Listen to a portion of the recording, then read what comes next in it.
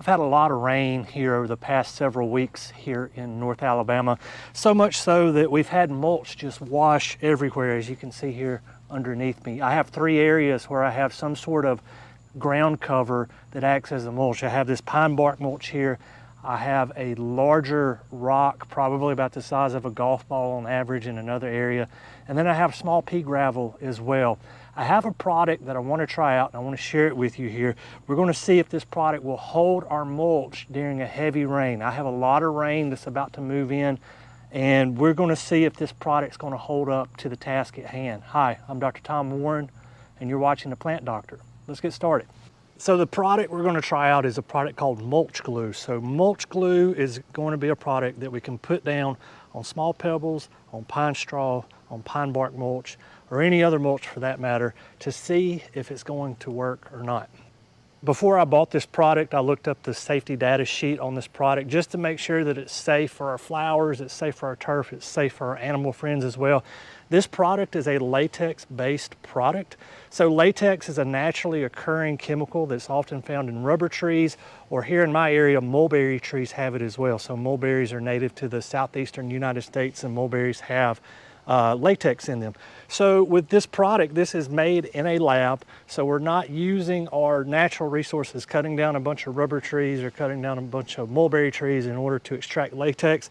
The latex product in this bottle is made in the lab, and according to the safety and data sheet, it is safe to use in your lawn, it's safe for your pets, it's safe for other animals as well. The mixing directions for mulch glue is simple enough. So according to the label here, we're going to mix a half a gallon of water to 32 ounces of product. This is a 32-ounce bottle of product. I already have a half gallon of water here beside us. And so all we have to do is put our mulch glue in a bucket. And once we've emptied our product into our bucket, we can take our water. We're going to add our water in here. And the directions say that we need to stir for 1 minute. I just have a little bamboo stick here. If you have a paint stick, you can stir with that as well. And we're just going to stir this up really well. Now that we have our mulch glue properly mixed, it's time to put it in our tank sprayer and make an application. So one thing that I want to make abundantly clear here is after I'm done applying this mulch glue, I'm going to run tank cleaner through my sprayer. You don't want this mulch glue locking up the pump of your sprayer. Whether it's a battery powered sprayer or a hand pump sprayer, you run the risk of locking it up. So make sure you're running some tank cleaner through this post application. Also, if you need a good little residential sprayer, these Cobalt 40 V Maxes are fantastic. I've had this for 2 or 3 years now. It's been a home run for me. I use it all the time. I did a video on this several years ago. I'll try to leave a link up here above, but let's go ahead and make an application. So before I made an application of the product, I went ahead and put fresh pine bark mulch down in this area, and we're going to spray this down pretty heavily. The recommendation on the bottle was to put this at a rate of 200 square feet, so 32 ounces is supposed to cover 200 square feet. I measured my 3 areas off in advance, and I'm right at 200 square feet. So I'm going to use about 1/3 of it here.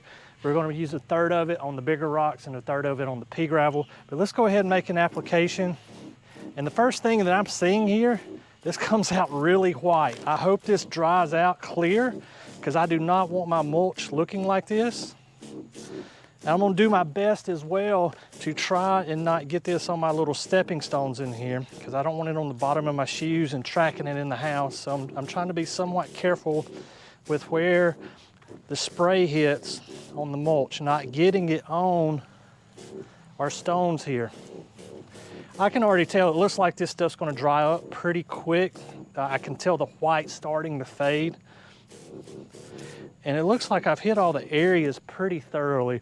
So let's give this time to set up, and we'll come back and take a look at it. So this next area here, it's not so much that the golf ball sized pea gravel's washing out, it's when we walk back and forth across here that they get kicked around, they get kicked on the driveway, they get kicked on the bigger stepping stones. So I'm just gonna, these that are on the stepping stones, I'm gonna kick them in between the stepping stones.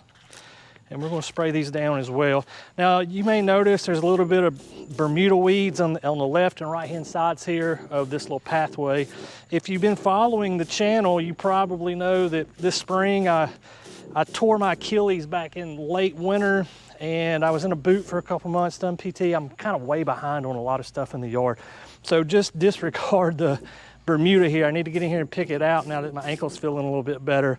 But here again, we've gone through and we've sprayed over the top of these golf ball sized pebbles. We're gonna let this set up. We're gonna let people walk back and forth across it for several days, and we're gonna come back and check it out. So I have two issues here with the smaller pea gravel. One is people walking and kicking the small pea gravels. They get up here on the patio, they get out in the grass, and also the rain too. So I have a gutter here off to my left. It feeds down onto the patio and kind of drains out this way. If I get a really heavy rain, it washes as well. So I got two issues here I'm trying to solve. So in between spraying the other two locations, I came out here and put down fresh pea gravel and swept it in between the stepping stones here. And so what we're going to do is come in and try not to spray it on the stepping stones, but just spray it on the pea gravel. And we're going to let this set up. And hopefully, that big cloud that I showed you at the beginning of the video, it's going to roll in here in maybe an hour or so, according to the website that I use to look at the weather.